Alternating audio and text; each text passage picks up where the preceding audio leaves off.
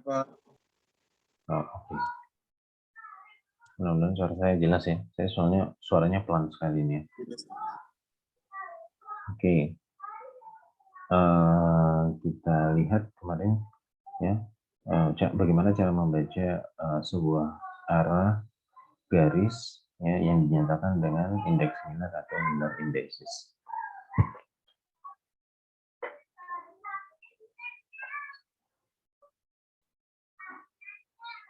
Contohnya di sini misalnya kita punya tiga arah ya, ada A, B, dan C. Ya. Masing-masing memiliki arah yang berbeda ya, dimulai dengan originnya yang berbeda. Untuk A dan B originnya sama ya, titik mulanya sama, kemudian titik yang dituju berbeda ya.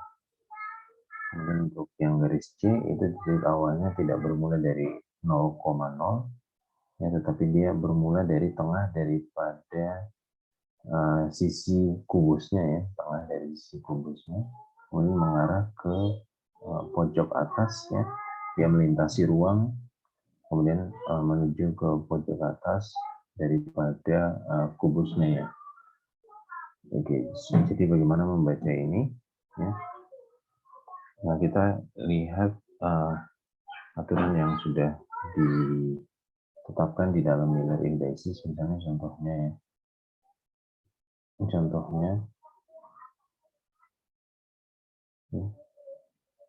Contohnya misalnya pada garis A ya, pada garis A itu dia berada origin atau titik asalnya itu berada pada 000, kemudian dia menuju ke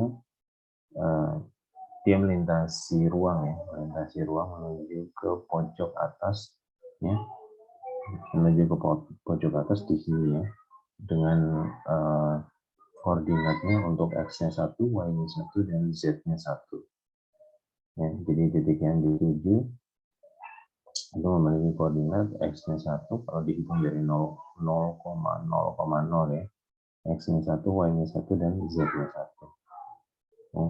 Oh maaf, ini bukan A ya, sorry, A yang ini ya, A yang ini yang warna merah ya.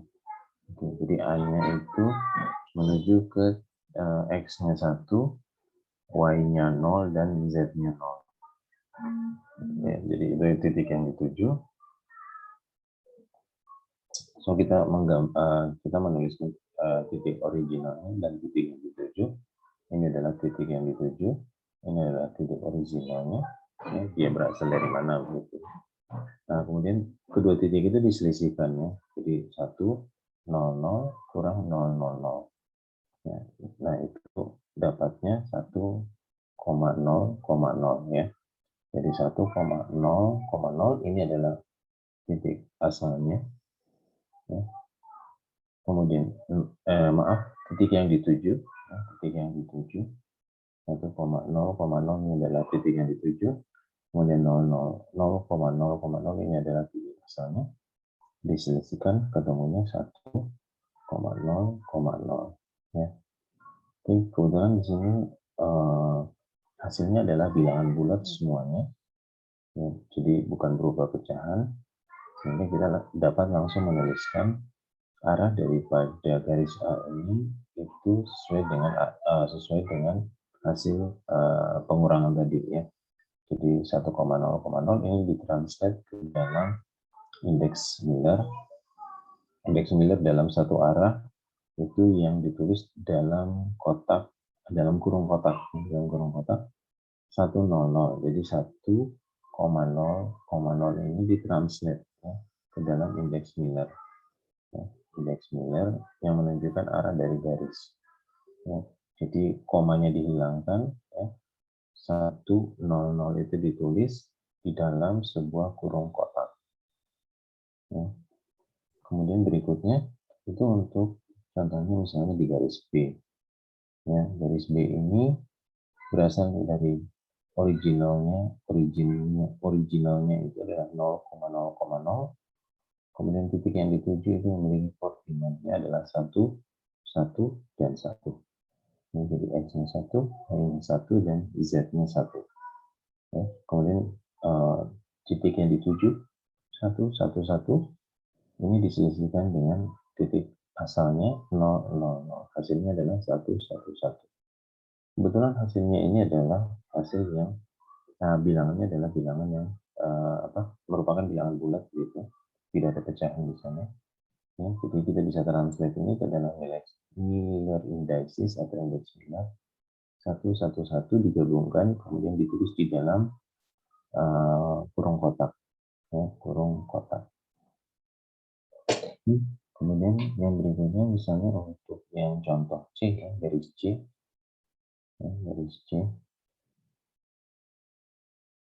Garis C itu titik originalnya ada di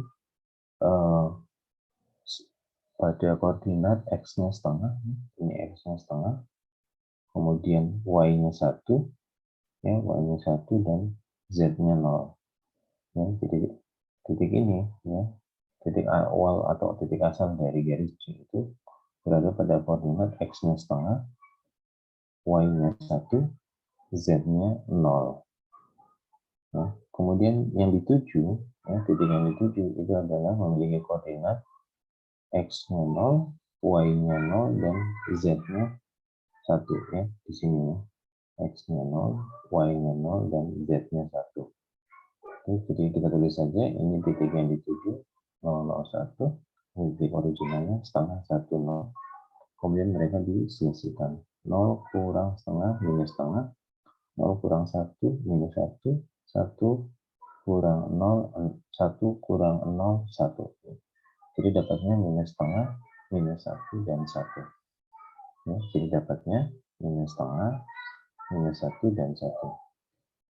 Nah, kebetulan di sini ada fraction, ya, ada pecahan. Kita konversi ke dalam bilangan bulat. Yang kita konversi ke dalam bilangan bulat, sehingga kita kalikan dengan 2 seluruhnya. Dapatnya adalah minus 1, minus 2, dan 2. Ya, jadi minus setengah ini kita cari berapa bilangan berapa yang bisa mengubah bentuk pecahannya menjadi bentuk bilangan bulat gitu, sehingga kita kalikan dengan 2 ya.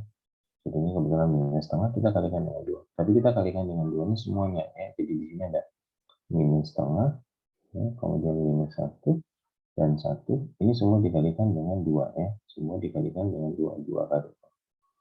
Sehingga dapatnya nanti minus 1, kemudian di sini minus 2, dan berikutnya 2. Ya.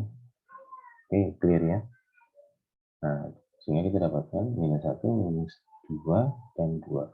Nah, ini kemudian dikonversi ke dalam Miller indices atau indeks Miller. Ya, ini dapatnya adalah 1, ya, 1. Nah, kebetulan kan dia tandanya itu adalah minus, kesepakatan indeks Miller, yang tandanya minus itu dikasih topi di atasnya. Ya, yang tandanya minus dikasih topi di atasnya. Jadi di sini minus 1, satunya dikasih topi, ya. Jadi di dalam indeks Miller tidak ditulis minus, tetapi dikasih topi begitu. Minus 2 di sini, ya, itu juga 2-nya itu dikasih topi, dan di sini ada 2 plus 2 ya, positif 2 begitu, 2-nya ditulis seperti biasa. Kemudian 1, negatif 1, negatif 2, dan 2 itu ditulis di dalam sebuah kurung kotak. Ya, ditulis di dalam sebuah kurung kotak. Oke, ada pertanyaan sampai di sini mungkin?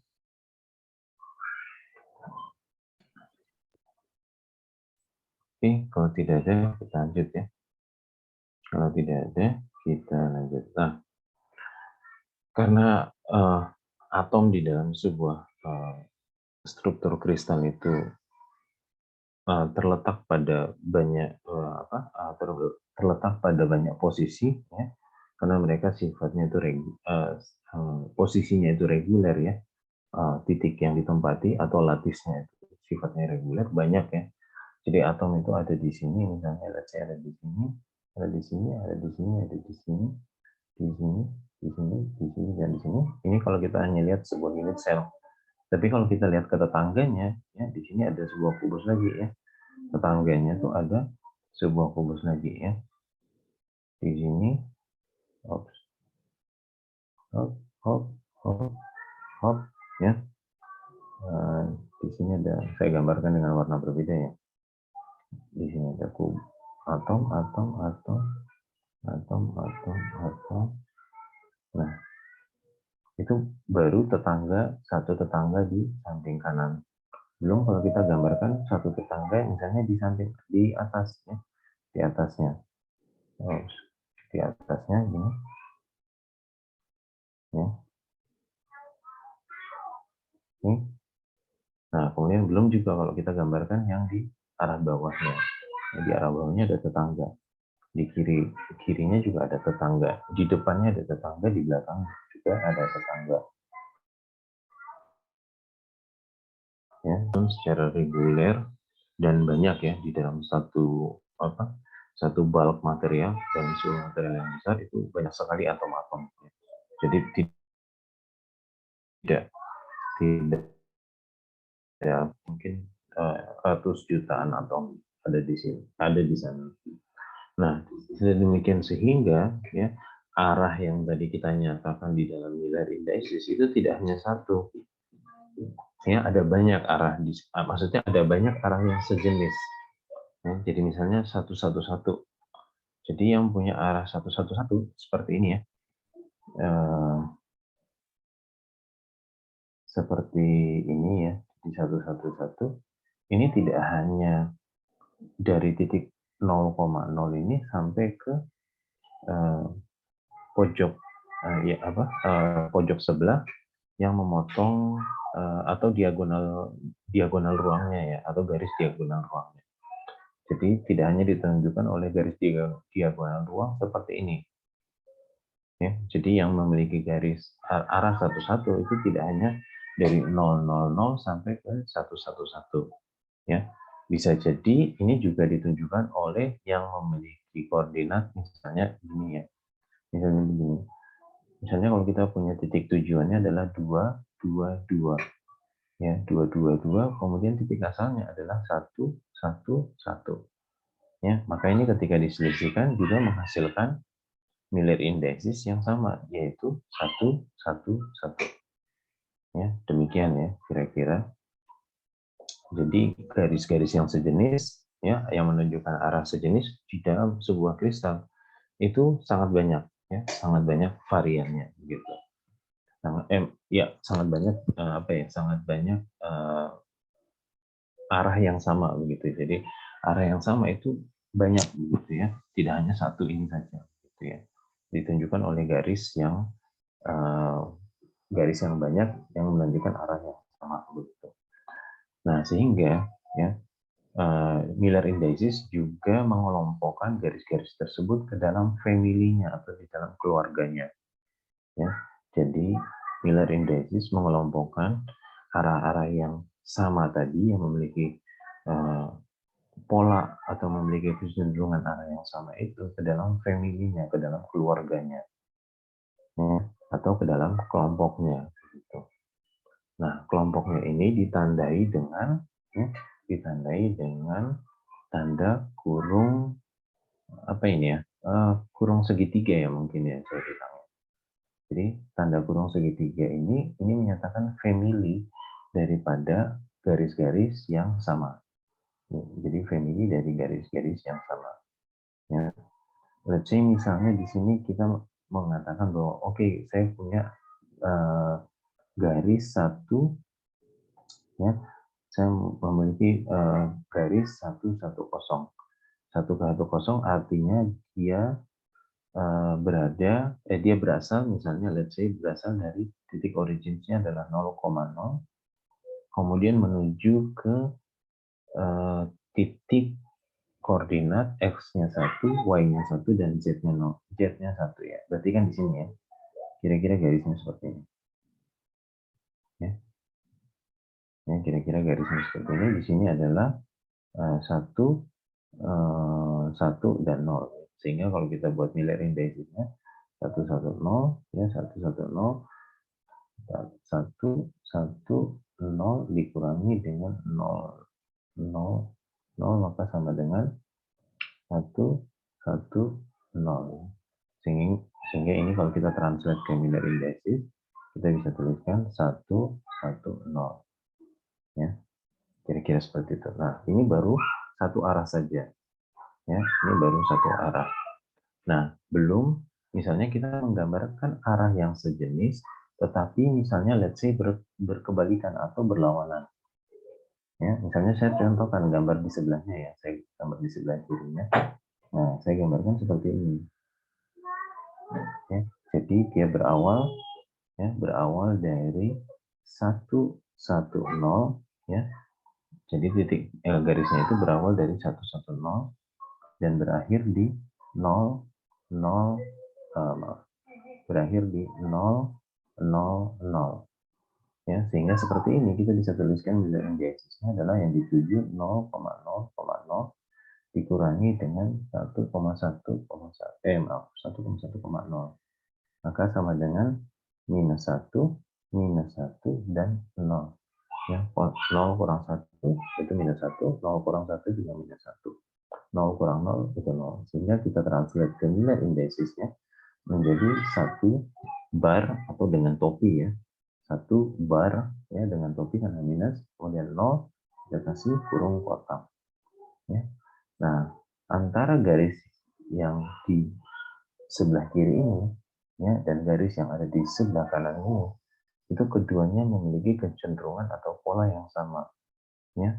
Mereka sebenarnya itu memiliki pola atau kecenderungan yang sama sehingga mereka bisa dinyatakan di dalam sebuah family ya. Mereka bisa dinyatakan di dalam sebuah family ya.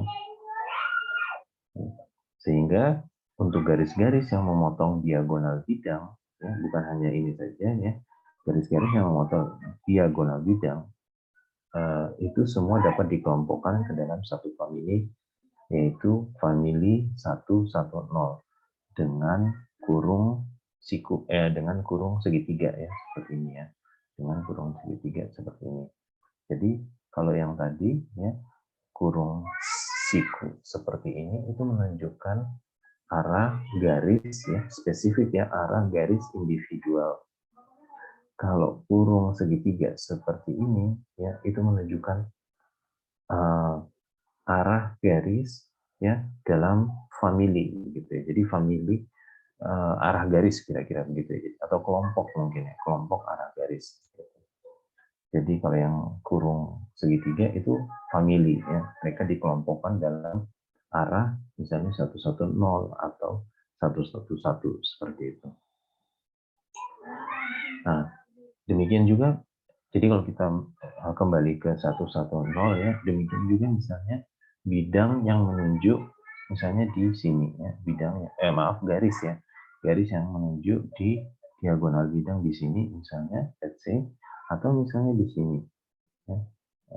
Di sini misalnya. Nah, di sini misalnya. Mereka berada pada satu family yang sama, yaitu family 110. Oke. Itu baru yang 110 ya.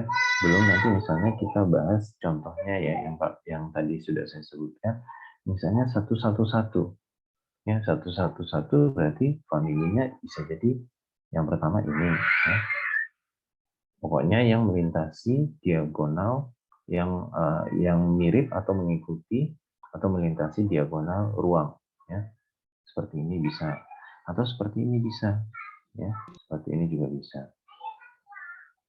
Ya. Atau misalnya seperti ini juga bisa. Misalnya let's say seperti ini juga bisa ya. Oh, ini saya kasih warna yang berbeda ya. Ini juga bisa ya. Jadi kira-kira seperti itu ya. Jadi mereka memiliki arah yang sama ya, pola yang sama ya, pola arah yang sama, itu mereka dikelompokkan dalam satu family. Family yang ditulis di dalam bentuk garis segitiga seperti ini. Maaf, kok garis segitiga? Kurung segitiga ya. Kemudian untuk arah individual itu ditulis dengan kurung siku seperti ini. Oke, sampai di sini ada pertanyaan mungkin?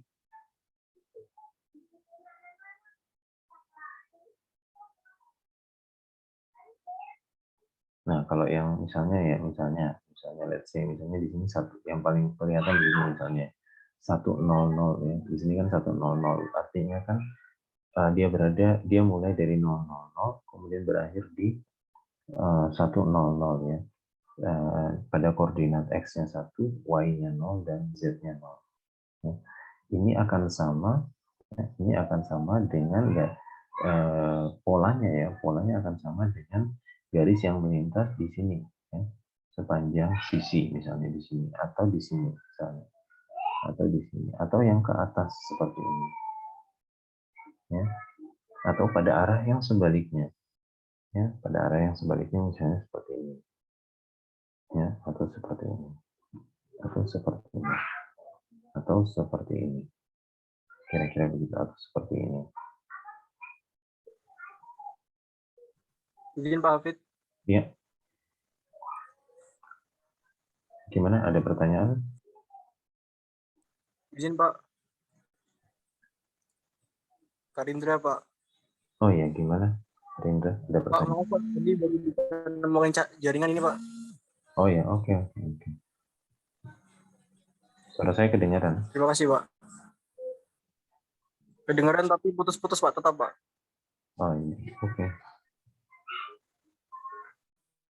Oke, kita lanjut ya.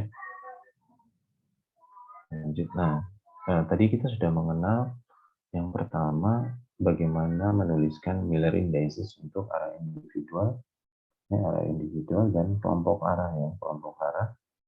Ya.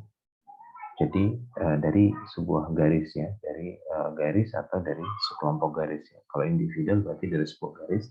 Kalau sekelompok berarti family tadi ya. Oke, berikutnya kita menuliskan arah ya, individual juga dan juga kelompok dari sebuah bidang ya. Jadi kalau tadi garis, sekarang sebuah bidang. Sebuah bidang juga memiliki arah ya, bisa bisa kita nyatakan dengan Miller indices. Ya. Let's say misalnya kita lihat di sini ada contoh 3 bidang, ini ada 3 bidang. Misalnya bidang A ya, bidang A seperti ini ya. Kelihatan ya bidang A ya, yang garis merah ini, yang garis putus-putus merah ini. Ya. Digambar dengan garis merah saja ya. Merah, merah, merah, merah, merah. Ya, ini ya. Saya tebalin garisnya ya, kira-kira seperti ini. Ya. Jadi ini ya, ini bidangnya. Ya. Jadi plan itu bidang ya, plan itu bidang. Nah, kira-kira seperti ini ya. Jadi ini berada satu titik potongnya ya, kalau di bidang ya. Kalau di bidang ini kita melihatnya itu dia dia intersectionnya dengan garis apa pada koordinat berapa ya. Jadi kalau pada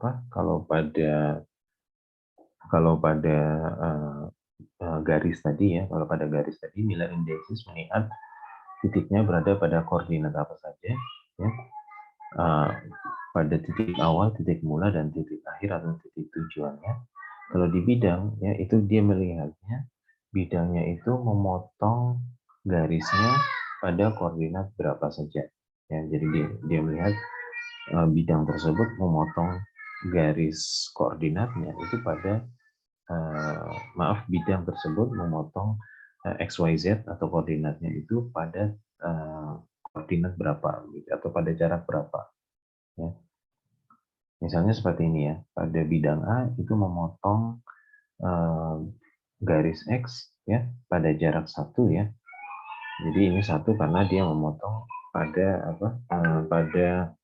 pada jarak 1 unit sel, kira-kira begitu ya. Kemudian garis Y juga dipotong pada jarak 1 ya. Jadi ini dipotong di dalam 1 unit selnya gitu. Kemudian Z juga dipotong pada jarak sepanjang 1Z, 1 ya, satu satuan kira-kira begitu, karena ini masih berada di dalam satu unit sel. Gitu ya. Jadi dari original ke ujung daripada sebuah titik dari sebuah kubus ini jaraknya 1 gitu ya. X di sini jaraknya 1, Y juga di sini jaraknya 1 ya. Kemudian Z ke atas ini juga jaraknya adalah 1. Sini 1. Ya. Jadi jarak panjang sisi kubusnya itu panjangnya itu 1, 1, 1. Oke, jadi di sini tadi kita recap kembali ya. X-nya itu, koordinat X itu diintersect, dipotong ya oleh bidang itu pada jarak X-nya sama dengan 1, Y diintersect pada jarak Y-nya sama dengan 1, dan Z diintersect, dipotong ya, dipotong oleh bidang itu pada jarak Z-nya sama dengan 1. Oke. Karena kenapa jaraknya 1? Karena kita menganggap kalau di dalam sebuah unit cell itu jaraknya panjangnya itu adalah 1. Ya. Nah, dengan demikian ya kita bisa menuliskan ya panjang dari intersect masing-masing koordinat. Yang tadi ya x-nya sama dengan 1, y-nya sama dengan 1, dan z-nya sama dengan 1. Ya, jadi yang diintersect tadi ya pada jarak berapa itu ditulis. X-nya diintersect pada jarak berapa? 1. Y-nya diintersect pada jarak berapa? 1. Z-nya diintersect pada jarak berapa? 1. Oke, sudah. Setelah itu diambil resiprokalnya, diambil kebalikannya. Ya, jadi di sini kita dapatkan X-nya 1, X-nya 1, Y-nya 1, ya, Z-nya 1. Ya, ini X, Y, Z. Ya. Diambil resiprokalnya. Resiprokal adalah kebalikan. Kebalikan dari 1. 1 per 1. 1 per 1. 1 per 1. Oke, jadi 1 per 1. Ya, itu adalah 1. Ya, makanya di sini ditulis 1. 1 per 1 di koordinat Y itu juga 1 per 1 sama dengan 1. Makanya di sini ditulis 1 juga. Pada koordinat Z, ya, intersect-nya pada jarak 1, 1 per 1, itu juga menghasilkan angka 1. Ya, jadi sama dengan 1. Oke, jadi ingat step-nya cukup berbeda dengan yang garis tadi ya. Jadi di sini 111 itu bukan directly, bukan langsung diambil dari perpotongan pada masing-masing koordinat, ya, perpotongan bidang pada masing-masing koordinat, tetapi diambil resiprokalnya, ya, kebalikan daripada angka tersebut. Nah, hasilnya kebalikan dari angka tersebut itu kemudian dituliskan di dalam Miller indices yang menunjukkan arah daripada bidang. Ditulisnya adalah 1, 1, 1, ya, kemudian dikasih kurung biasa, ya, dikasih kurung biasa, ya, seperti ini. Jadi kurung biasa seperti ini itu adalah menandakan arah daripada bidang. Ya, jadi kalau kalian melihat misalnya sebuah kode material, ya, misalnya di analisis menggunakan XRD, ya, dikodekan seperti ini berarti arah bidang, ya, arah bidang. Oke, sampai di sini dulu. Mungkin ada pertanyaan.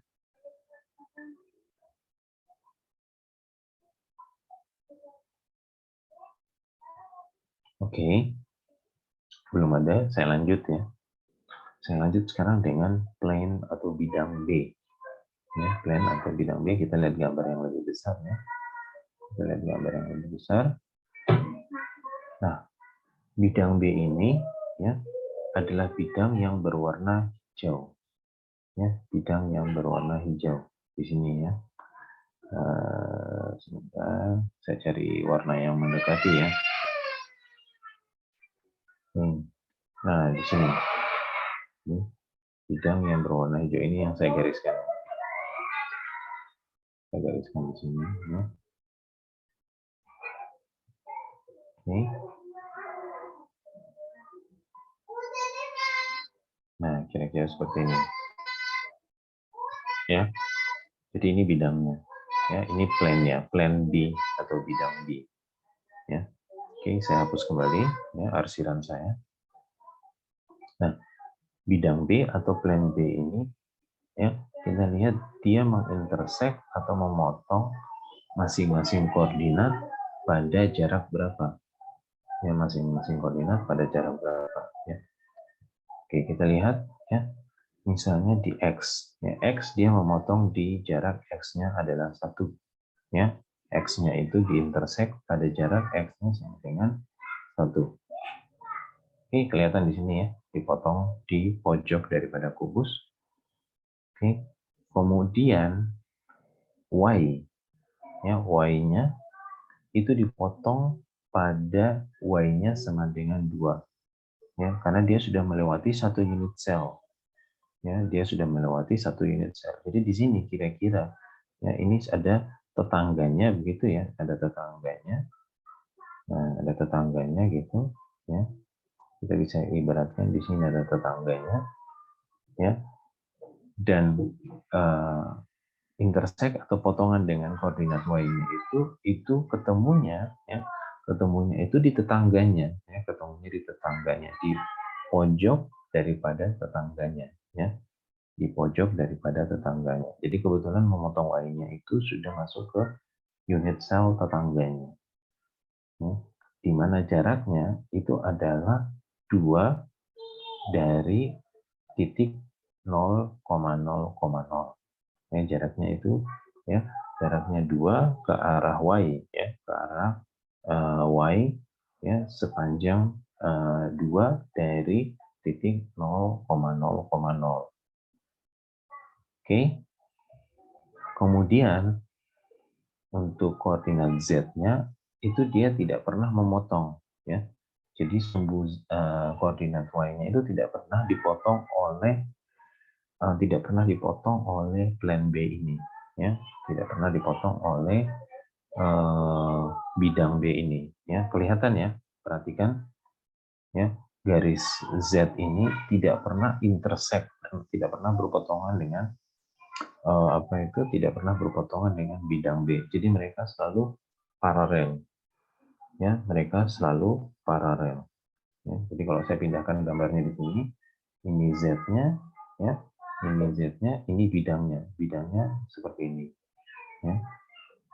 Jadi bidangnya juga paralel ya, membentuk sudut 180 derajat dengan garis Z, tidak pernah berpotongan.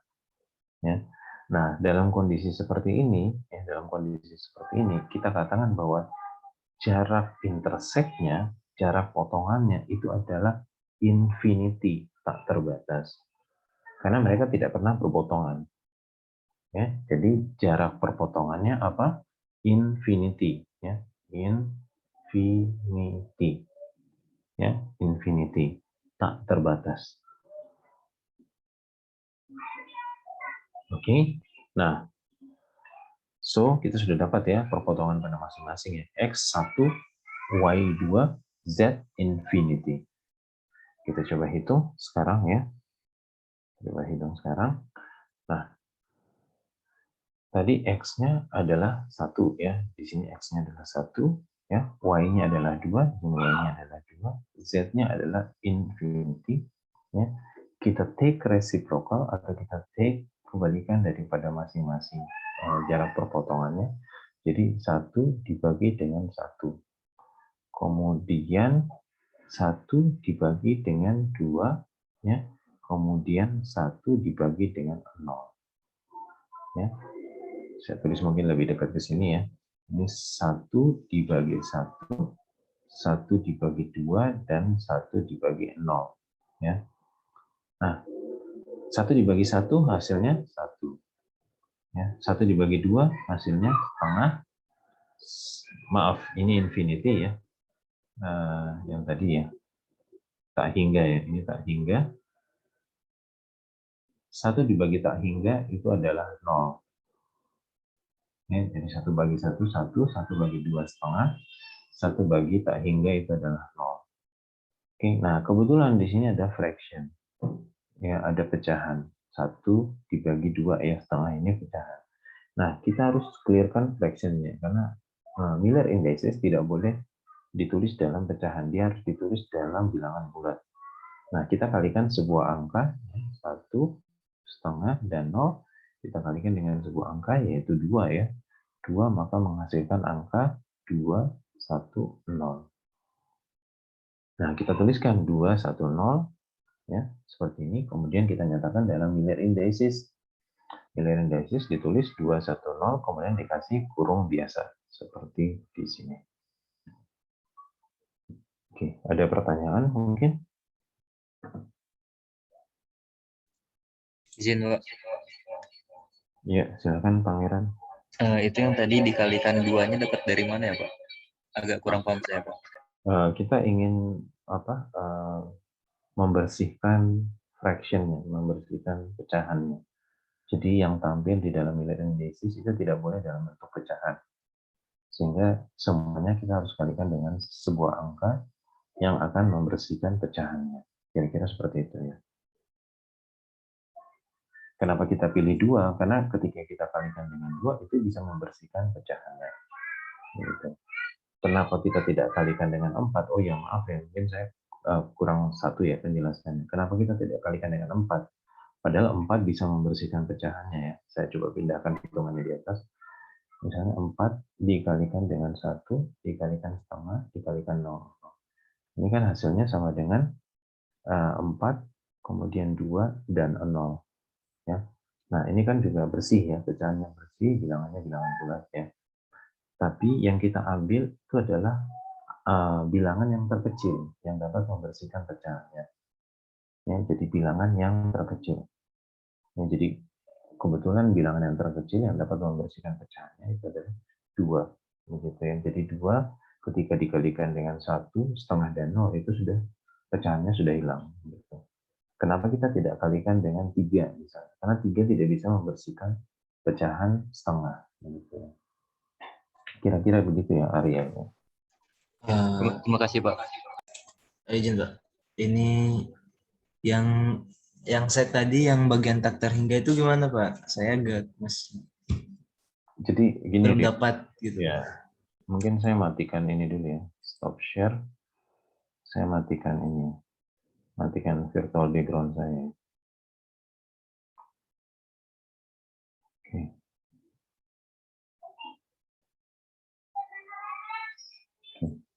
Kamu pasti lihat ya, di belakang saya ini ada ini ya. Ada apa itu? Ada lemari ya ini ya. Rio ya. Ya, Pak. Ini kamu lihat ada penggaris ya. Oke. Ya, Pak. Oke. Ini let's say misalnya arah daripada ini adalah bidang ya, Rio ya. Jadi lemari ini adalah bidang. Oke. Ini adalah garis daripada kubus. Ya. Nah, mereka berdua kalau sejajar begini, apakah mereka berpotongan? Mereka tidak akan pernah berpotongan, betul kan? Gimana, Pak? Sejajar. Jadi kayak lemari ini kan ibarat kubus ya, Pak ya? Apa bukan? Enggak, ini ibaratnya bidang. Bidang. Ini adalah bidang di dalam kubus. Ya, ini adalah bidang di dalam kubus begitu. Kemudian ini adalah sisinya. Jadi penggaris ini adalah sisinya. Iya, Pak. Penggaris ini adalah sisi. Misalnya let's say misalnya arahnya seperti ini. Ya, jadi bidang ini misalnya asalnya dari bawah, kemudian titik asalnya ya. Jadi dia berasal dari bawah, kemudian bidang ini menuju ke atas gitu. Nah, ini adalah sebuah garis sisi kubus ya, sisi kubus. Nah, sisi kubus ini mengarah dari kiri ke kanan ya, let's say seperti itu. Apakah mereka berpotongan? Tidak. Tidak, oke. Sekarang saya ubah garisnya seperti ini, ya. Garisnya dari atas ke bawah, ya. Garisnya seperti ini ya. Apakah mereka berpotongan? Ya.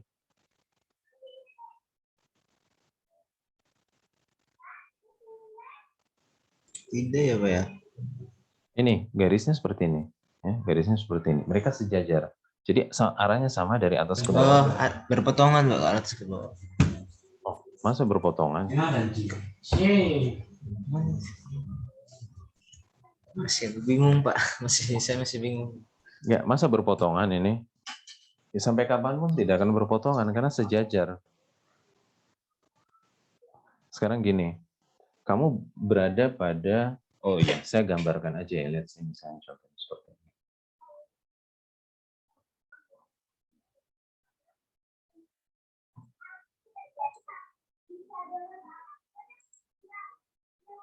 Saya gambar di samping sini ya.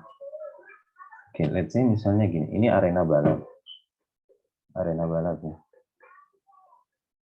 Balap apa ya? Balap mobil ya. Ya, balap mobil ya. Let's say balap mobil gitu. Ini mobil A, ini mobil B. Track mereka itu adalah paralel. Ya, jadi track A, track yang dilalui mobil A dan track yang dilalui mobil B itu adalah paralel. Apakah suatu ketika mobil A dan mobil B ini bisa bertabrakan atau tidak? Tidak bisa Pak. Tidak bisa. Nah, kira-kira logikanya sama seperti itu. Jadi titik potongnya itu dikatakan infinity, tak terbatas. Ya, infinity, tak terbatas. Karena kan mereka ya tidak pernah berpotongan. Akhirnya kita katakan titik potongnya itu infinity. Ya, Rio ya. Iya Pak. Nah, kira-kira seperti itu. Ya, konsepnya seperti itu. Beda ceritanya misalnya begini. Ya, misalnya ini ya, let's say di lampu merah lah ya. Di lampu merah begitu ya. Ada bukan lampu merah ya, maaf maksudnya cross junction ya. Perempatan ya, di perempatan ya seperti ini ya, membentuk sudut ya sudut tertentu ya. Kalau yang A dan B yang di atas ini kan membentuk sudut 180 derajat kan di sini. Kalau di sini let's say misalnya 90 derajat. Ya, mobil A dan mobil B misalnya. Ini A, ya, ini B di sini. Suatu ketika mereka akan berpotongan, ya, mereka akan bertabrakan.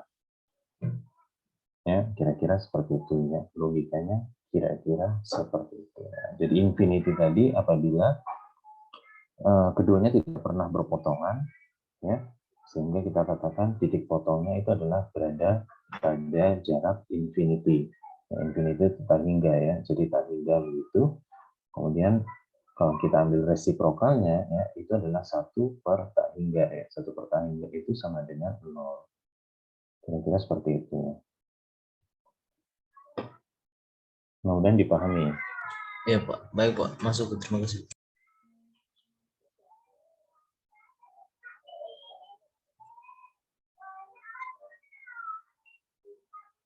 Ada lagi? Oke, berikutnya kita lihat contoh untuk bidang yang C. Ya, contoh bidang C. Sebentar, laptop saya lowbat.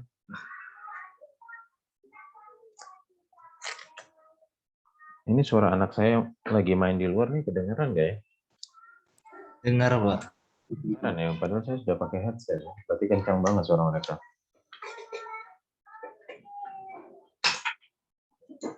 Oke. Ops.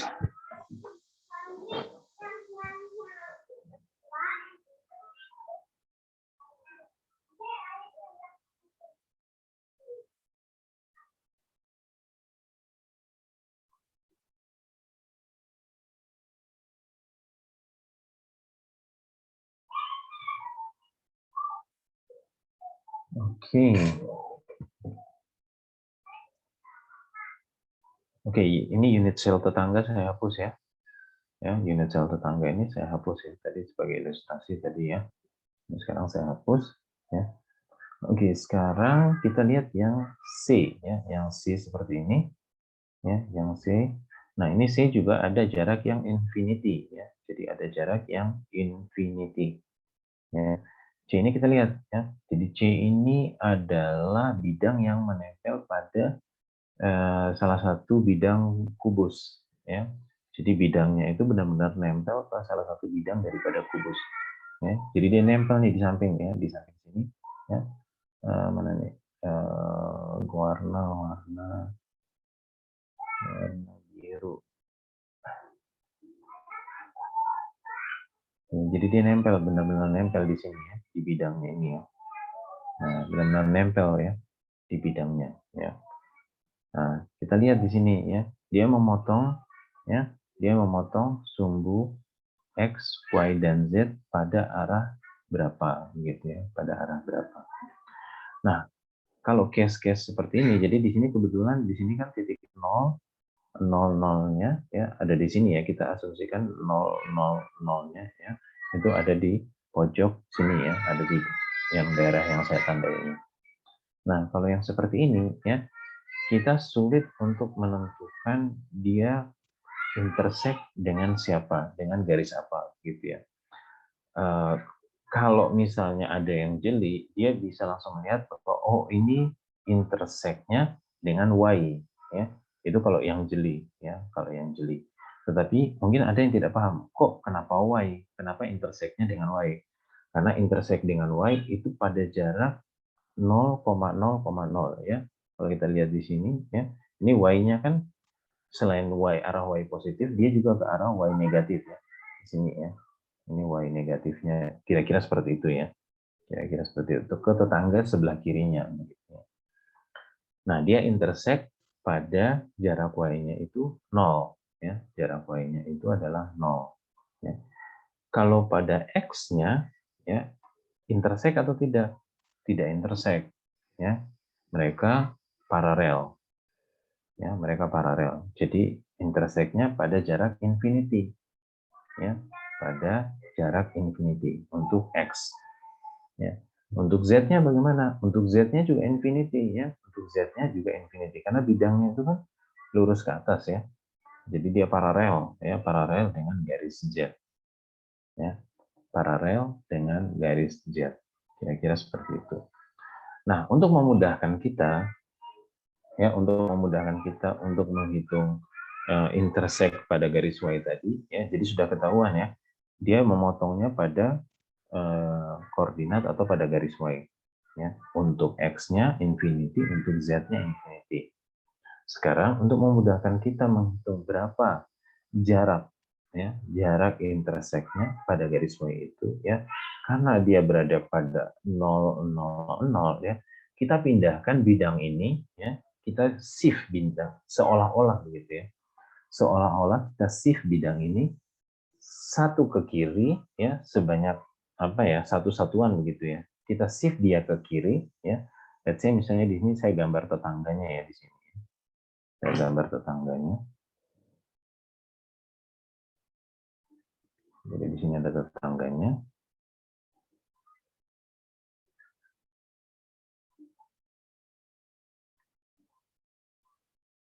Ya, saya gambar tetangganya di sini. Oke. Nah, arah ke tetangganya ini sebesar -1 ya untuk Y. Kalau arah ke kanannya ini adalah sebesar 1 di sini, sebesar 1 di sini. Ya. Nah, karena kebetulan intersect-nya itu pada Y0, ya, pada Y sama dengan 0, maka di sini untuk memudahkan kita menghitungnya, kita seolah-olah ya, sekali lagi ya, kita seolah-olah memindahkan bidangnya itu satu ke kiri atau satu ke kanan. Jadi seolah-olah bidang yang nempel di sini ya, itu kita pindahkan ke sini. Kita pindahkan ke sini ya, atau kita pindahkan ke sini. Oke? Mudah-mudahan bisa diikuti ya. Jadi kita pindahkan satu ke kiri ya, sepanjang satu ya ke arah Y ya, satu ke kiri atau satu ke kanan. Kira-kira seperti itu ya. Kira-kira seperti itu. Nah, kita lihat ya urut-urutan perhitungannya seperti apa ya. Kita lihat urut-urutan perhitungannya seperti apa ya. Nah, ini tadi dijelaskan ya. Tadi dijelaskan ya. Tadi dijelaskan bahwa dia karena dia berada pada origin 0,0,0 ya, maka kita pindahkan ya dia ke arah Y-nya positif atau Y-nya negatif ya kita pindahkan arahnya Y positif atau Y negatif. Kebetulan di sini dia memindahkan ke arah Y-nya yang positif. Yang kebetulan dia memindahkan ke arah Y-nya yang positif. Oke. Oke, sekarang apa dampaknya kalau kita pindahkan Y-nya ke arah yang positif begitu ya, ke arah yang positif ya. X-nya ya, jaraknya tadi infinity ya, udah clear. Kita bahas yang X-nya ini infinity. Clear ya. Z-nya juga infinity karena tidak pernah berpotongan ya. Ini juga clear. Nah, sekarang Y. Nah, Y-nya itu jaraknya ya, jaraknya itu dianggap nilainya itu adalah -1 ya, -1. Kenapa? Kenapa -1 ya? Karena seolah-olah ya, seolah-olah ya, saya balik lagi ke atas ya, saya balik lagi ke atas. Seolah-olah ya, seolah-olah sebentar. Ops, ya. Nah, di sini ya. Di sini adalah bidang yang dipindahkan ya. Jadi saya hilangkan yang tetangga sebelah kirinya dulu ya. Seolah-olah dia memindahkan di sebelah kanan ya, sepanjang 1 ya. Oke. Nah, ini dianggap ya, dianggap ini adalah titik awalnya ya, kemudian yang 0 tadi itu dianggap seperti titik yang dituju gitu. Karena originnya atau maaf bukan origin ya. Sebenarnya bidangnya kan berasal dari sini ya. Bidangnya berasal dari tengah sini. Gitu. Oke. Nah, sehingga kita menganggap bahwa oh sebenarnya seharusnya tuh dia dihitung dari sana loh ya. Dia dihitungnya dari Y-nya itu adalah 0 bukan Y-nya 1. Tapi karena kita ingin menghitung berapa jarak potongan pada sumbu Y-nya, kita coba pindahkan ke kanan. Ketika kita pindahkan ke kanan ya, itu pada jarak Y-nya sama dengan 1 itu seolah-olah itu adalah titik asalnya, kemudian yang dituju itu adalah yang 0,0,0 kira-kira seperti itu. Sehingga Y-nya sekarang itu dihitung jaraknya ya, dihitung jaraknya itu dari 1 ya menuju 0. Ya, dari 1 menuju 0 itu berapa? Jaraknya itu adalah -1. Ya. Jadi dari 1 ya, kalau misalnya kalau kita melangkah ya, kalau kita melangkah dari titik misalnya dari kilometer 1 ke kilometer 0 itu berapa sih jarak yang kita tempuh? Yang kita tempuh itu adalah -1 gitu karena dia pada arah berlawanan begitu ya. Kira-kira seperti itu. Atau kita katakan dia berada pada arah yang pada arah yang berlawanan ya, pada arah yang berlawanan. Kira-kira seperti itu. Ya, sehingga di sini jarak perpotongan pada sumbu Y itu kita katakan adalah -1 ya, -1 ya, kira-kira seperti itu. Nah kemudian dari sini kita ambil resiprokalnya, 1 per infinity ya, 1 per -1, 1 per infinity. Oke. Nah, 1 per infinity 0, 1 per -1, -1, 1 per infinity 0. Ya. Kemudian hasil resiprokalnya ini kemudian ditulis di dalam Miller indices 0, 1 bar 0 ditulis dengan kurung biasa. Ya, ditulis dengan kurung biasa. Oke. Nah, ini kalau misalnya kita shift ke kanan bidangnya. Let's say misalnya sekarang kita shift ke kiri ya. Kita shift ke kiri. Ya, jadi kita shift ke tetangga yang ada di sebelah kiri ya, unit cell yang ada di sebelah kiri ya. Sebentar, saya gambar dulu ya unit cell-nya. Oops.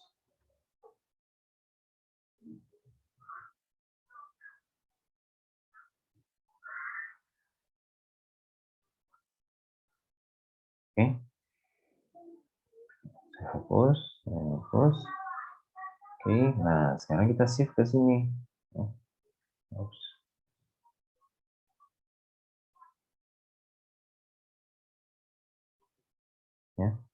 Kita shift ke sini. Oke. Jadi dari sini ya, dari y-nya 0, 0, dari y-nya sama dengan 0, kita shift ke y-nya sama dengan minus 1. Nah, ini minus 1, ini 0. Kira-kira seperti itu. Nah, karena di shift ke minus 1, ya, itu sebenarnya kan seolah-olah gitu ya, seolah-olah bidangnya itu ada di minus 1, padahal kan dia originalnya atau dia berasalnya itu dari y-nya sama dengan 0. Sehingga kita menghitung jaraknya itu adalah seperti kita berjalan dari minus 1 ke 0. Minus 1 ke 0 itu tambah 1. Ya. Minus 1 untuk berjalan dari minus 1 ke 0 itu kita tambah 1. Gitu ya. Kira-kira demikian. Sehingga nanti ya di sini jaraknya itu kira-kira nanti plus 1. Ya. Kira-kira plus 1. Kira-kira seperti itu ya. Kira-kira plus 1 ya. Jadi dari untuk sorry ya, kebalik ya. Jadi ini, jadi kalau misalnya y-nya itu y-nya itu asalnya dari 0 ya, y-nya itu asalnya dari 0, kemudian kita pindahkan, kita shift ke tetangga sebelah kiri ya, unit sel sebelah kiri, di mana jaraknya itu pada sumbu y ya, pada sumbu y-nya itu adalah sama dengan minus 1 ya, pada jarak y-nya itu adalah minus 1 ya, minus 1 begitu ya. Kemudian kita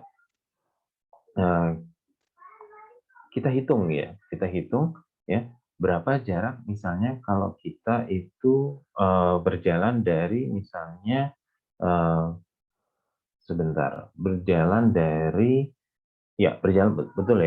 dari minus 1-nya ke 0 ya. Oke, minus 1 ke 0 berarti kita tambahkan dengan 1 ya. Iya, betul. Kita tambahkan dengan 1. Ya, kita tambahkan dengan 1 begitu. Oke, sehingga jaraknya kita anggap ini dia memotong y pada jarak y-nya itu sama dengan 1 ya. Jaraknya itu adalah y sama dengan 1 ya. Nah, dari sini kemudian kita bisa kita masuk ke perhitungan ya. Kita masuk ke resiprokalnya ya. Oke, kita hapus dulu. Kita coba hapus dulu ya. Di sini kita gambarkan x sama dengan infinity ya. Kemudian y-nya sama dengan plus 1 ya. Kemudian z-nya itu sama dengan infinity ya. Nah, kemudian resiprokalnya kita ambil ya, 1 dibagi infinity ya. Kemudian 1 dibagi dengan plus 1, kemudian 1 dibagi dengan infinity ya. Ini hasilnya adalah 0 ya. Kemudian ini hasilnya adalah 0. Kemudian ini hasilnya adalah 0 ya. Nah, di dalam arah bidang ya, itu selain dikenal arah bidang juga dikenal yang tadi ya, family dari arah bidang ya. Pak, Jadi izin Pak, ya, yang itu bagian y-nya itu 1 bagi 1 0 ya Pak ya? Itu 0 kenapa ini Pak? 1 ya, ini 1 ya, 1 ya.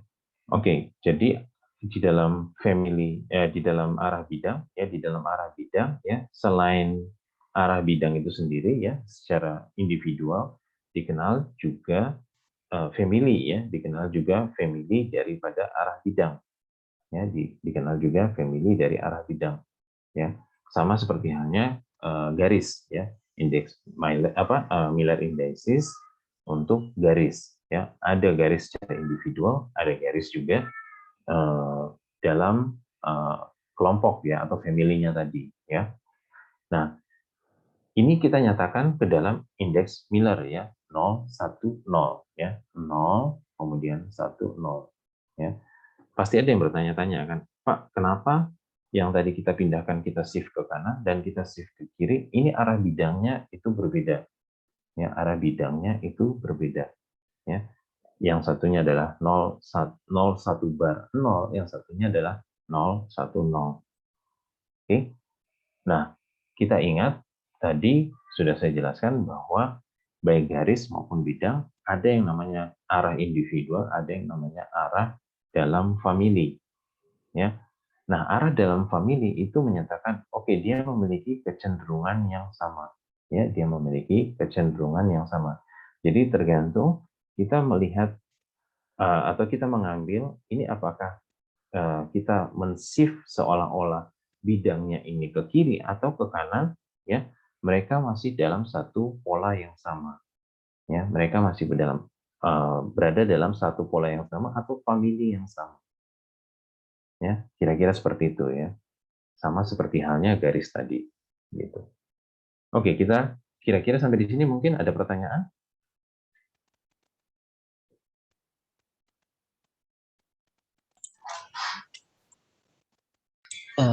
Yang bagian langkah kedua ini Pak, kan ini kan masih pakai 0 min 1 0. Nah, ini kan kita shift ke kanan Pak ya. Terus yang ketiga ini kenapa min satunya udah jadi satu Pak? Apa karena garis kiri yang tadi seperti Bapak bilang karena masih satu family atau gimana Pak? Iya, betul. Jadi arah ini maksudnya terlihat berbeda ya, terlihat berbeda, tetapi mereka punya kecenderungan yang sama. Jadi mereka nanti kita bisa lihat dalam slide berikutnya, ini mereka berada di dalam satu family, gitu. Ketika berada di dalam satu family, itu kita bisa menganggap, oh kalau satu family itu dia berada pada pola yang sama, gitu. Kira-kira seperti itu. Berarti yang kita lihat itu yang kita pakai yang plus aja ya Pak ya, biar lebih bagus atau gimana? Oh enggak, jadi gini Rio. Misalnya ya, misalnya saya coba pakai garis ya, arah Miller Indices untuk garis. Jadi gini, di dalam analisis material begitu ya, kira-kira seperti itu, memakai nanti metodenya bisa XRD, bisa SIM, bisa TIM gitu ya. Nah, itu ketika kita melihat misalnya, oh ini arah garis pada struktur material misalnya, ini arahnya seperti ini ya, dia melintasi diagonal bidang misalnya seperti ini, atau dia melintasi diagonal bidang seperti ini. Ya. Nah itu terkadang kan material itu kan apa ya terdiri tidak hanya dari misalnya satu unit sel, bisa terdiri dari jutaan, ratusan jutaan unit sel gitu ya. Sehingga ketika kita melihat arahnya, oh ini arahnya misalnya 110 misalnya. Ini kan arahnya 110 ya. 110 gitu. Ya, 110. Itu bisa jadi 110 yang dimaksud di situ, ya bisa jadi ya 110 yang dimaksud di situ. Itu arahnya seperti yang saya gambarkan di di gambar sebelah kanan atau di gambar sebelah kiri. Kita tidak tahu persis 110 ini mengarah kemana. Karena kan material kan banyak, ya. Maksudnya bukan materialnya banyak, tetapi unit selnya kan banyak. Ya, unit selnya banyak, ya sehingga kita tidak tahu, oh ini dia arahnya apakah diagonalnya itu yang ke kanan, ke kiri, ke atas, ke bawah, gitu. Tetapi yang bisa kita katakan bahwa ini mereka berada dalam satu famili yang sama, gitu. Jadi terkadang misalnya yang kita gambarkan di sini misalnya minus satu minus 10 misalnya. Tetapi yang terbaca ya oleh alat analisisnya itu misalnya tetap 110 misalnya. Jadi yang terbaca oleh alat analisisnya itu tetap yang 110 bukan yang minus 1 minus 10.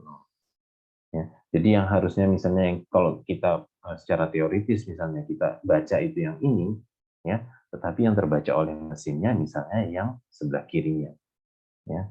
It can be ya, itu mungkin kenapa? Karena ya unit selnya sangat banyak, begitu. Kira-kira begitu ya.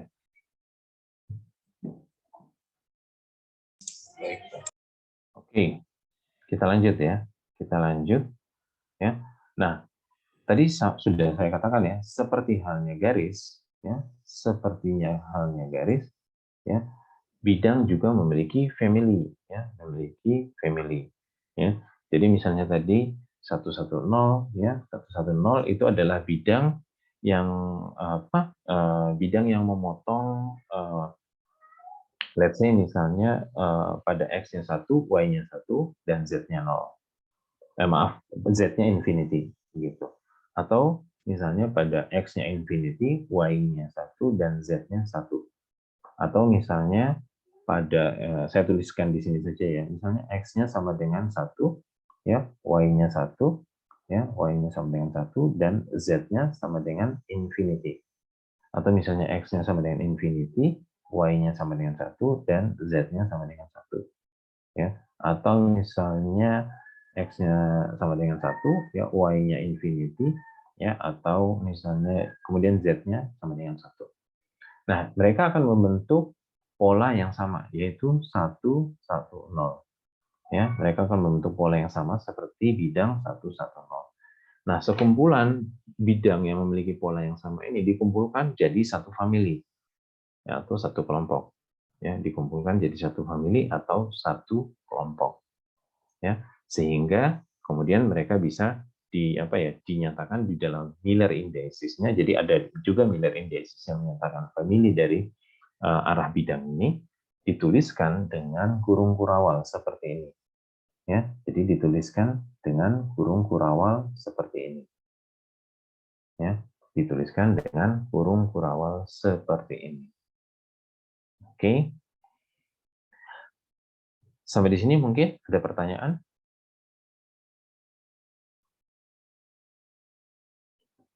Oke, no, kita lanjut ya. Kita lanjut ya. Nah, kemarin kita sudah pernah bicarakan tentang the most dense the most dense lines atau garis yang paling padat atau arah yang paling padat dari sebuah struktur. Ya, misalnya di simple kubik ya. Kita ingat kemarin misalnya di simple kubik, kita balik ke atas ya ke simple kubik, let's say.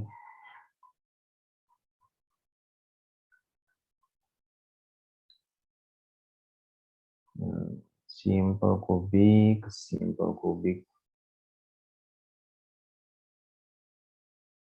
Nah, ini simple kubik. Ya. Simple kubik kita katakan dia berada garis paling padat atau arah paling padat itu berada pada panjang sisinya. Oke, jadi berada misalnya sepanjang sumbu X, ya maaf sumbu Z misalnya atau sumbu Y misalnya atau sumbu X misalnya di sini. Ya, maka kita bisa katakan bahwa oke, dia bidang ya paling padat ya itu berada dia garis paling padatnya itu berada pada garisnya itu adalah 1, 0, 0 ya, berada pada garis paling padatnya itu adalah pada 1, 0, 0 ya. Itu untuk simple kubik. Kemudian untuk BCC ya, BCC ya garis paling padatnya ya itu berada pada diagonal ruang ya, berada pada diagonal ruang. Diagonal ruang berarti garis paling padatnya berada pada arah Miller indicesnya adalah 1, 1, 1 ya. Jadi di sini 1, 0, 0 ya, 1, 0, 0 tadi kurung siku ya. Kemudian di BCC ya itu berada pada diagonal ruang yaitu 1, 1, 1 ya, berada pada diagonal ruang 1, 1, 1. Kemudian untuk FCC ya, untuk FCC dia berada pada diagonal bidang ya, berada pada diagonal bidang yaitu pada pada arah 110, pada arah 110. Itu untuk garis paling padatnya ya, itu untuk garis paling padatnya. Oke, kira-kira seperti itu ya. Oke, saya shift ke bawah.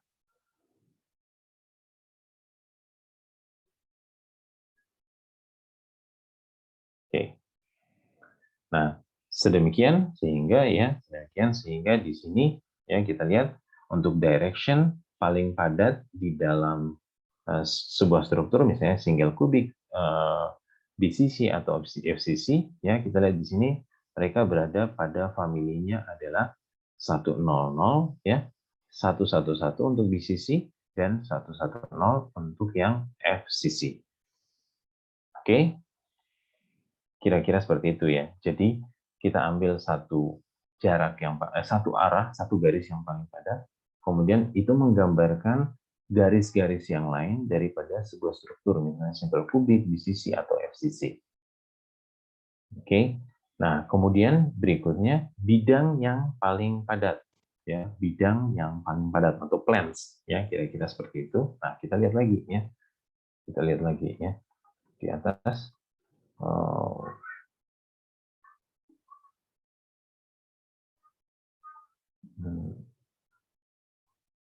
Oke, kita lihat di sini, ya, saya gambarkan di bawah, ya. Oke.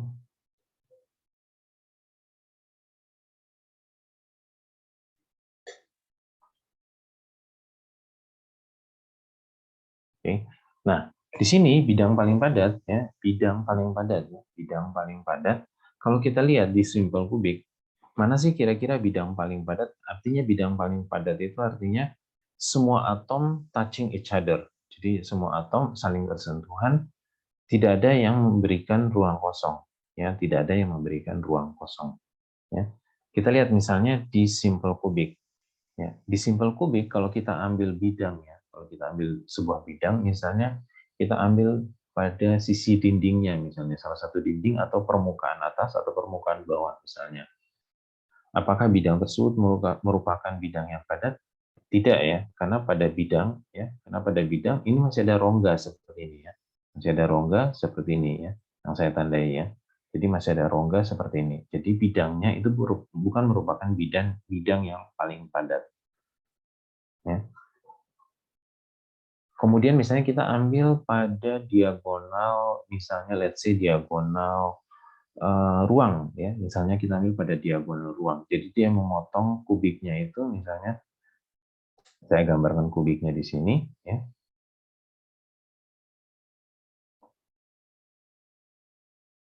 Oke, dia memotongnya misalnya let's say seperti ini, ya. Ini ke atas, ini ke atas, oke. Kemudian kita arsir di sini, ya. Ini juga memberikan masih menyisakan ruang kosong yang ada di tengah, ya, masih menyisakan, karena pasti, ya, dari sini aja sudah kelihatan, ya, kalau di tengah-tengah dari sebuah simple kubik itu kosong, ya. Nah, dari sini kita bisa melihat atau menyimpulkan bahwa oke, ya, oke, bahwa simple kubik itu sulit untuk menemukan bidang yang benar-benar padat, ya, bidang yang benar-benar padat atau di mana atomnya saling touching each other, begitu, ya. Kita katakan bahwa pada simple kubik itu none, ya, none of them yang memiliki bidang paling padat, ya. Sekarang kita coba lihat di BCC, ya, kita coba lihat di BCC, ya. Di BCC ini sendiri, ya, kalau kita lihat sebenarnya secara garis, ya, itu hanya diagonal ruang saja yang memiliki lines atau garis yang paling padat, ya. Tetapi secara bidang, ya, secara bidang itu sangat sulit menemukan di mana bidang yang memiliki yang mengandung atom atau yang berisi atom yang paling padat, ya. Coba saya scroll ke atas di sisi. Nah, ini saya coba view lebih besar, ya, di sisi.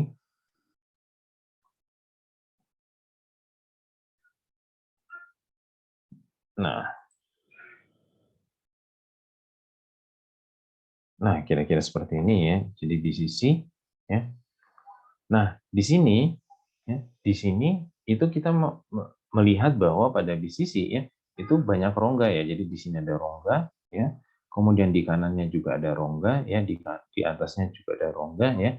Kalau kita mau ngambil bidangnya itu adalah diagonal ruang seperti ini, ya.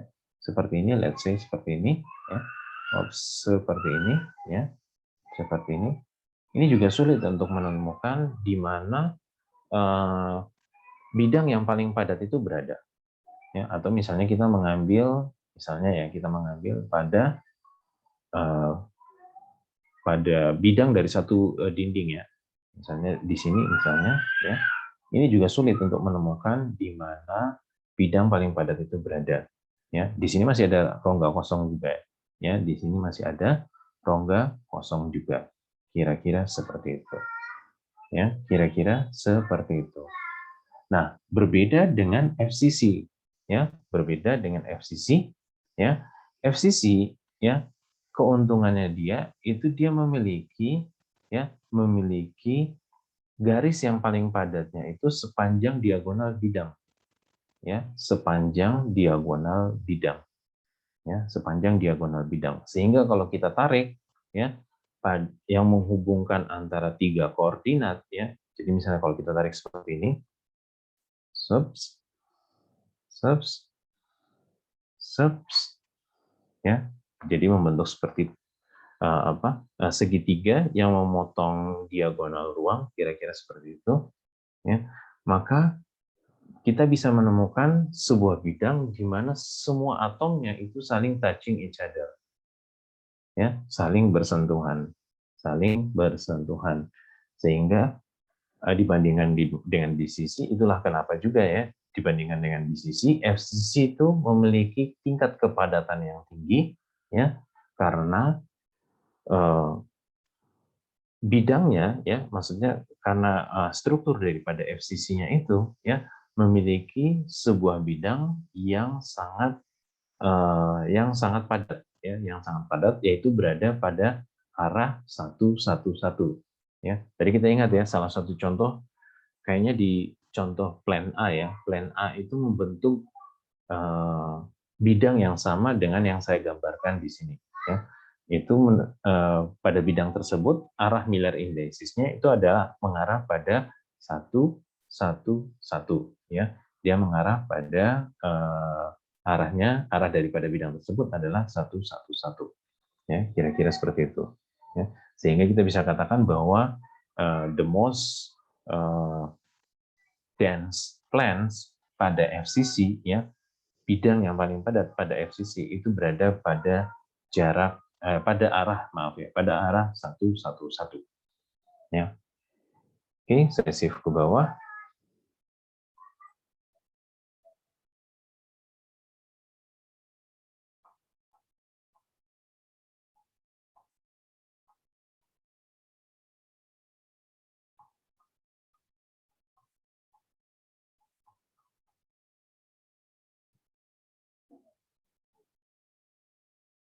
Oke, di sini ya.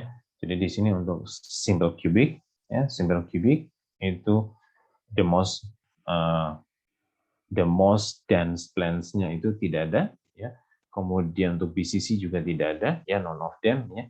Kemudian untuk FCC itu berada pada arah untuk planes-nya, ya. Untuk planes-nya itu berada pada arah 111, ya. Mirip dengan yang kita gambarkan di sini, ya. Nah, ini, ya, bidang A, ya, di sini ini menunjukkan arah 111, ya. Bidang A di sini menunjukkan arah 111, ya. Oke. Ada pertanyaan mungkin sampai di sini?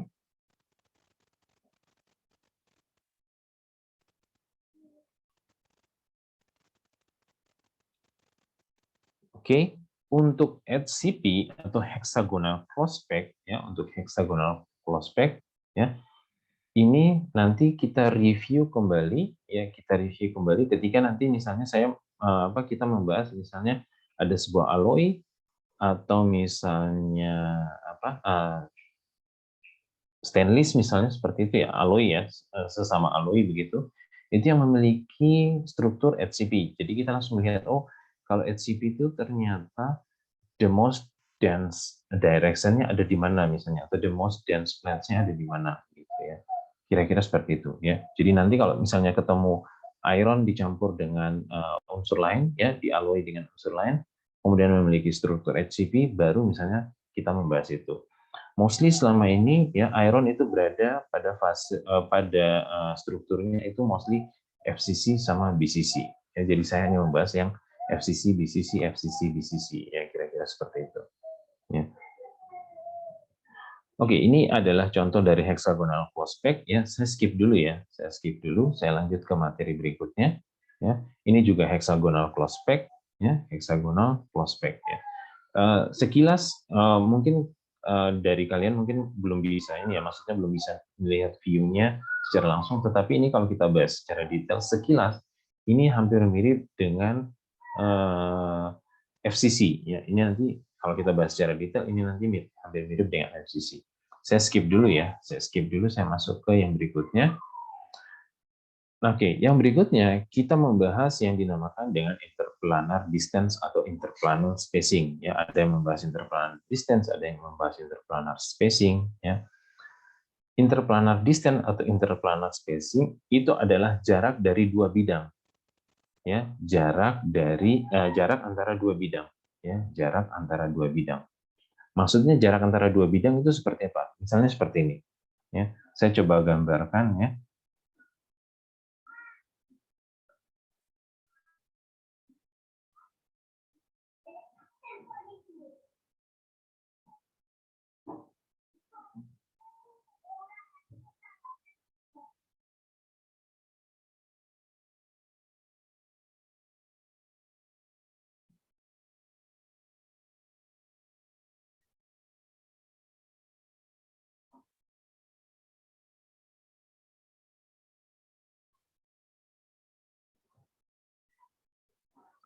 Oke, ini kira-kira saya gambarkan 4 unit cell, ya, 4 unit cell di mana pada masing-masing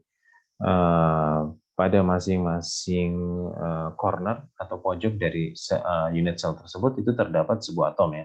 Jadi let's say di sini ada atom, di sini ada atom, ya di sini ada atom. Pada masing-masing corner itu ada atom. Kira-kira seperti itu ya. Nah, interplanar distance atau interplanar spacing yang dimaksud itu adalah jarak dari bidang ini, ya, saya gambarkan di sini ya. Jadi dari bidang atas ini, misalnya, let's say, ya, ke bidang yang ada di tengahnya. Oke, jadi bidang atas ke bidang yang ada di tengahnya. Oke, itu contoh satu interplanar distance atau interplanar spacing. Saya undo. Oke. Interplanar spacing atau distance, contoh yang berikutnya, misalnya saya punya plan arahnya misalnya seperti ini. Let's say misalnya seperti, seperti ini.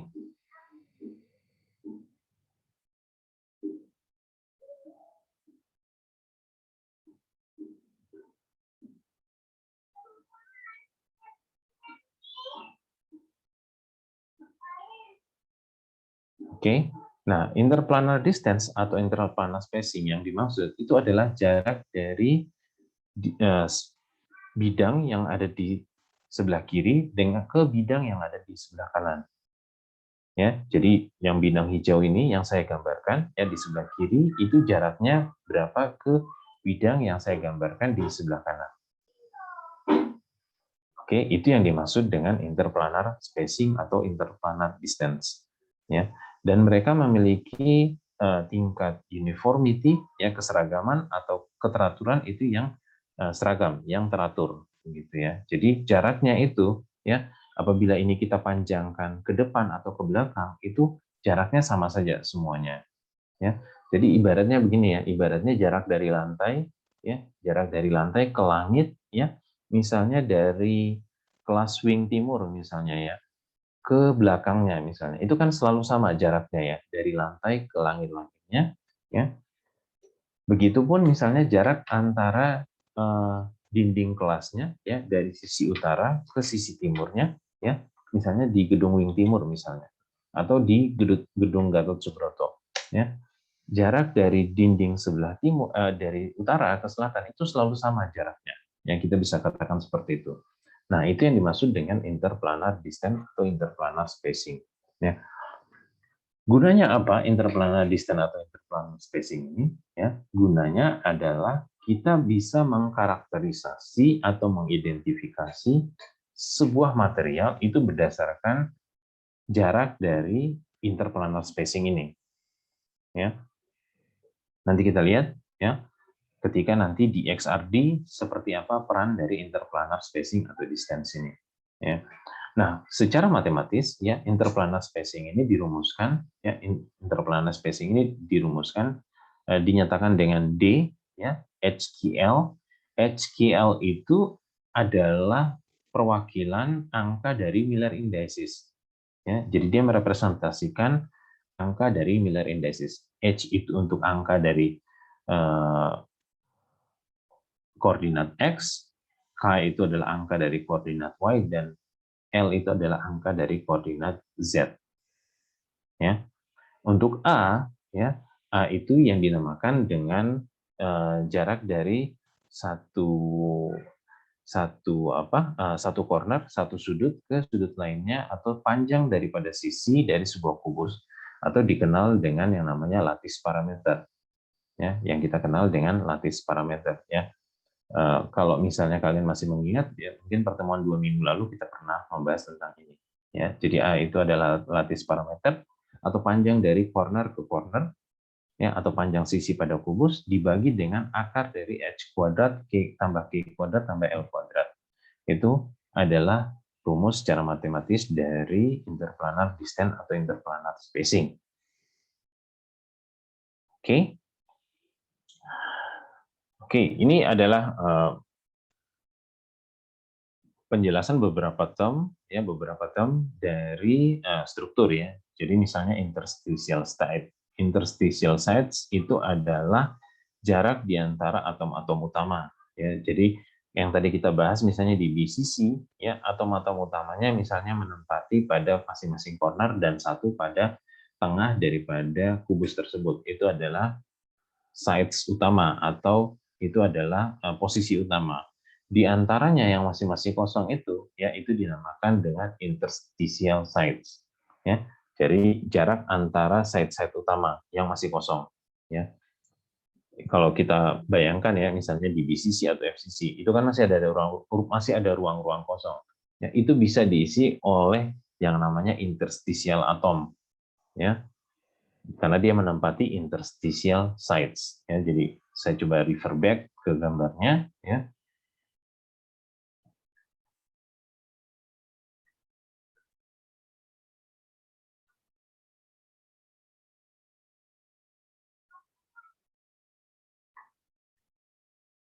Nah, seperti ini. Ya. Jadi, let's say misalnya di simbol kubik, ya, di daerah sini, ini dinamakan dengan interstitial sites. Jadi daerah di antara atom-atom utama. Ya. Di simbol kubik atom-atom utamanya menempati pada masing-masing corner.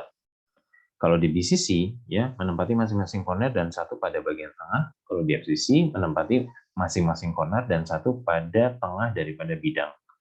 Ya, mereka masih mempunyai ruang-ruang kosong seperti misalnya di FCC di sini, ya, di sini, let's say, di sini dan di sini dan di sini. Ini yang dinamakan dengan interstitial sites. Ya, dinamakan dengan interstitial sites. Oke. Atom yang menempatinya itu akan dinamakan interstitial atom. Ya. Interstitial sites ini peranannya apa? Ya, peranan interstitial sites ini banyak, ya. Interstitial sites ini berperan misalnya, ya, dia sebagai atom alloy misalnya, ya. Atau misalnya dia merupakan penyebab dari cacat sebuah material misalnya, ya. Karena dia menempati tempat yang misalnya bisa mengganggu posisi atau mengganggu ikatan daripada atom-atom utama. Ya, jadi ini dikatakan bahwa interstitial site adalah location between the normal atoms or ions in the crystal, which is another usually different. Jadi mereka biasanya atom-atom yang berbeda. Ya, jadi location between the normal, ya, the normal atoms. Jadi atom-atom utama itu diantaranya ada ruang-ruang kosong, itu dinamakan dengan interstitial site. Oke, kemudian ada yang dinamakan dengan cubic site, ya. Cubic site ini adalah hubungan hubungan atom gitu, ya, hubungan atom yang dimana percabangannya atau kaki tangannya itu, ya, itu membentuk coordination number sebanyak 8 coordination number, ya. Ini tidak saya bahas secara dalam, ya, tapi mungkin saya singgung saja secara sekilas, ya. Jadi coordination number itu maksudnya seperti ini. Kalau saya gambarkan seperti ini ada sebuah atom, ya, ada sebuah atom di tengah, ya. Ini dia memiliki kaki, let's say misalnya kaki atau tangan gitu, ya. Jadi dia punya tetangga ke kanan, ke belakang dia punya tetangga ke kanan, dia punya tetangga ke kiri, dia punya tetangga ke atas, dia punya tetangga ke bawah, dia punya tetangga juga ke depan. Ya, jadi kalau kita hitung berapa itu? Ya, 1, 2, 3, 4, 5, dan 6. Itu untuk tetangga, ya, tetangga dengan maksudnya tetangga dengan jarak yang dengan sisi sepanjang satu satuan atau lattice parameter. Ya, tetapi bisa jadi dia bisa berada misalnya di tengah di sini, ya, di tengah di sini, ya, di mana tetangganya bisa sejumlah misalnya di sini 1, ya, 2, ya, 3, 4, 5, ya, 6, 7, 8. Ya, bisa juga seperti itu, ya. Jadi itu dinamakan dengan apa ya? Dinamakan dengan coordination number. Ya, dinamakan dengan coordination number. Jadi hubungan-hubungan terdekat yang memiliki jarak yang sama, gitu ya. Jadi kalau misalnya atom diletakkan di tengah, ya, dari sebuah ruangan, ya, dia akan memiliki jarak yang sama ke masing-masing corner, ya. Kira-kira seperti itu. Itu adalah istilah atau apa ya, daerah yang dinamakan atau bentuk, ya, bentuk daripada atom yang membentuk coordination number sebanyak 8 kaki tangan, kira-kira seperti itu. Ya, jadi mereka sebuah atom, ya, dia bertetangga dengan jarak yang sama dengan 8 atom lainnya. Ya. Kemudian berikutnya ada octahedral site. Ya. Nah, octahedral site ini kira-kira analoginya sama dengan cubic site, ya. Kalau tadi cubic site coordination number-nya 8, ini sekarang coordination number-nya 6, ya, 6. Ya, coordination number-nya itu adalah 6, ya. Jadi dia membentuk jarak yang sama dengan atom-atom tetangganya itu sebanyak 6 atom, kira-kira seperti itu. Kemudian untuk tetrahedral site itu membentuk jarak yang sama dengan atom-atom tetangganya sebanyak 4 atom, ya. Oke, saya skip saja ini, ya, saya lanjut, ya. Saya lanjut ke metode analisis yang dinamakan dengan X-ray diffraction, ya. X-ray diffraction atau XRD, ya. Jadi di dalam analisis sebuah material, ya, itu ada yang dinamakan dengan metode-metode menggunakan X-ray, ada yang dinamakan juga dengan metode-metode yang menggunakan elektron, ya. Jadi tergantung dari sinar yang digunakan, ya. Fungsinya metode analisis di sini apa? Ya, kita ingin berkenalan dengan material, gitu ya. Jadi kita ingin berkenalan dengan sebuah material. Let's say misalnya kita katakan, oh, material ini adalah carbon steel misalnya. Ya. Dari mana kamu mengatakan bahwa material ini adalah sebuah carbon steel misalnya? Atau misalnya kamu mengatakan bahwa oh, ini adalah aluminium steel misalnya, ya. Dari mana kamu mengatakan bahwa material ini adalah aluminium steel, ya? Kamu harus menganalisisnya, ya. Kemudian harus kenalan, ya, harus tahu oh, ini karakternya apa saja, gitu ya. Nah, sehingga banyak metode yang kita gunakan di sana, ya. Salah satunya, ya, itu adalah dengan menggunakan sinar X-ray, ya. Salah satunya menggunakan sinar X-ray, ya. Nah, ketika menggunakan sinar X-ray, ini ada dua metode yang cukup familiar di dalam industri, ya. Itu ada yang dinamakan dengan XRD, ya, ada juga yang dinamakan dengan XRF, ya. Jadi ada yang dinamakan dengan, ya, XRD, ya, XRD, XR-nya itu adalah X-ray, ya, X-ray, kemudian D-nya adalah diffraction. Diffraction. Ada yang dinamakan dengan XRF, ya. XR-nya itu adalah X-ray, ya. F-nya itu adalah fluorescence, ya. Fluorescence. Ya, kira-kira seperti itu, ya. Nah, kita nanti lihat, ya, bedanya tuh kira-kira XRD dan XRF seperti apa, masing-masing tujuannya seperti apa, ya. Kita lihat definisinya, ya. Ada yang pernah dengar diffraction mungkin di fisika SMA atau saya nggak tahu kalau di SMK ada yang pernah mengenal diffraction itu apa?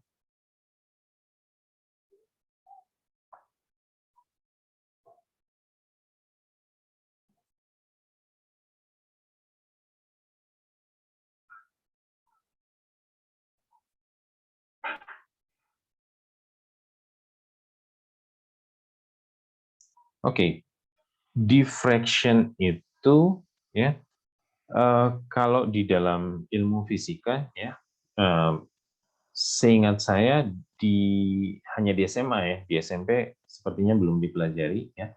Di SMA itu diffraction itu berarti ketika kita ya, jadi ini misalnya adalah sebuah bidang pantul ya, sebuah bidang pantul. Ketika kita menyinari bidang pantul tersebut dengan sebuah sinar ya, kemudian dengan sebuah sudut datang, misalnya sudut datangnya adalah theta i misalnya.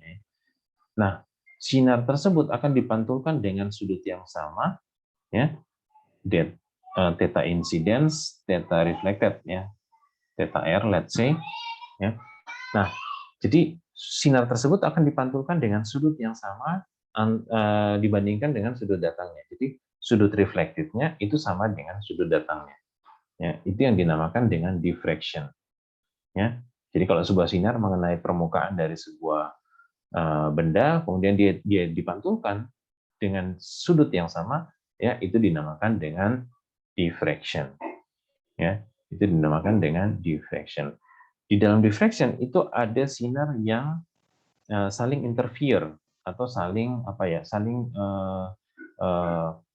berhubungan begitu. Karena kita tahu bahwa sinar itu memiliki frekuensi. Kalau dia satu fase, maka mereka saling menguatkan. Kalau dia berbeda fasenya, maka dia saling menghilangkan. Ya, jadi sinar itu saling interfere, ya, saling mengganggu lah ibaratnya, atau dia tuh ingin saling berinteraksi satu sama lainnya. Kalau dia satu fase, maka dia akan saling menguatkan. Kalau dia beda, atau kadang orang bilangnya reinforcement, ya. Kalau dia berbeda fasenya, maka dia saling menghancurkan, ya, atau saling menghilangkan. Oke. Nah, diffraction ini itu dirumuskan di dalam Braggs law. Jadi salah satu hukum yang menjelaskan tentang fenomena diffraction ini ya itu dijelaskan di dalam konsep fisika yang dinamakan dengan Braggs law. Ya. Oke. Nah, kemudian alat untuk melakukan metode atau analisis XRD ini itu dinamakan dengan diffractometer. Ya, itu dinamakan dengan diffractometer. Itu adalah alat untuk melakukan analisis material dengan metode XRD. Ya, jadi alat yang memancarkan sinar X-ray, kemudian dia juga menangkap, ya, dia juga menangkap pantulan daripada sinar X-ray tersebut, kemudian dianalisis, oh hasil pantulannya ini mengindikasikan material yang ditembak, material yang dianalisis ini kira-kira materialnya misalnya karbon, ya, atau misalnya aluminium, misalnya, ya, atau platin, misalnya, kira-kira seperti itu. Oke, kita sampai jam berapa ya, Hendra?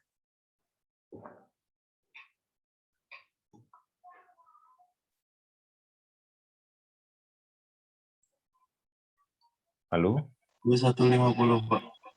21.50. Oke. Minggu depan kita akan mengenal beberapa metode yang melibatkan X-ray dan melibatkan elektron untuk menganalisis material, ya. Jadi dari metode X-ray atau metode dengan menggunakan elektron tadi, kita bisa mengenal yang namanya misalnya, yang saya sedang analisis atau karakterisasi ini itu adalah misalnya carbon steel atau misalnya aluminium steel dan sebagainya gitu. Kenapa ini penting? Ya, misalnya kalian sebagai let's say misalnya staff quality control misalnya pada sebuah project, ya, ketika kalian menerima barang yang datang, ya, kalian pasti tidak akan mempercayai barang tersebut sebelum kalian misalnya mengidentifikasinya sendiri misalnya, ya. Kalian bisa baca dari datasheet materialnya, ya, tetapi ya itu harus terkonfirmasi oleh uji analisis materialnya, ya. Jadi uji untuk menganalisis materialnya, ya. Di industri, ya, untuk metode XRD ini cukup familiar, ya, dan XRF itu cukup familiar, ya, sangat-sangat familiar. Tetapi yang menggunakan elektron itu sepertinya hanya ada di skala universitas atau riset gitu, ya. Tetapi X-ray itu sangat-sangat familiar karena dia lebih praktis, ya, lebih praktis. Hasil analisisnya pun lebih mudah dibaca, ya. Kemudian lebih murah, alatnya juga lebih murah dibandingkan yang menggunakan elektron, ya, elektron mikroskopi, gitu. Oke, kira-kira cukup begitu dulu ya, Hendra ya, Hendra dan Sahrul ya, kelas B ya. Iya, Pak. Oke. Ada pertanyaan?